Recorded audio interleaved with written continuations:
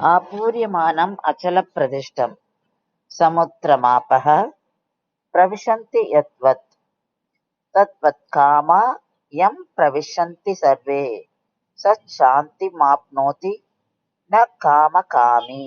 இந்த ஸ்லோகத்துல கிருஷ்ண பரமாத்மா ஞான யோகத்தின் பலனை சொல்றார். இங்க கடல்லையும் ஞானியையும் கம்பேர் பண்றார். அதாவது கடல் தன்கிட்ட எப்பவுமே தண்ணீரை வச்சுட்டு இருக்கு. அதாவது அது ஃபுல்லா இருக்கும் எப்பவுமே கடல்ல தண்ணி. சில நதிகள்லாம் தண்ணியை இன்னும் கொஞ்சம் கொண்டு வந்து அதுல சேர்க்கறது. இப்ப வறண்டு போன நதிகள்ல இருந்து தண்ணி வராது.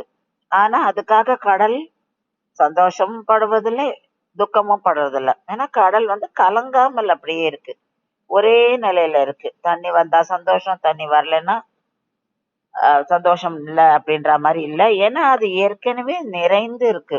எப்பவுமே அதுல தண்ணி நிரம்பி இருக்கு. அதனால தண்ணீர் குறைஞ்சாலோ அதிகமானாலும் அதனாலலாம் அது கலங்குவதில்லை, ஒரே நிலையில் இருக்கு. அத மாதிரி தான் ஞான யோகத்தை கடைபிடிக்கிறவன், அவனுக்கு உலக விஷயங்கள் அவனை கலங்க வைக்கிறது இல்ல. ஏன்னா அவனுக்கு அது மேல நாட்டமே இல்லை. அவ அது கிடைச்சாலும் சந்தோஷப்படுறதில்ல, கிடைக்காட்டாலும் துக்கப்படுறதில்ல. ஏன்னா அவன் அதுல இருந்து வர அந்த இன்பத் துன்பங்களை எல்லாம் கடந்தவன்.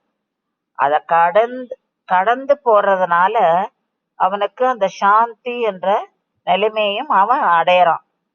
இப்போ அதனால அவன் ஒரே நிலையில இருக்கான்.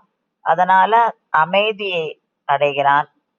அதுவே போகங்களை விரும்புவன் அந்த அமைதியான நிலையை அடைவதே இல்லை. ஏன்னா அவனால அந்த உலக விஷயங்களால கிடைக்கும் இன்பத் துன்பங்களை கடந்து போக முடிவதில்லை.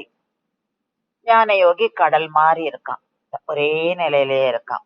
இந்த உலக விஷயங்களால கிடைக்கும் இன்பத் துன்பங்களால அவன் அஃபெக்ட் ஆறது கிடையாது.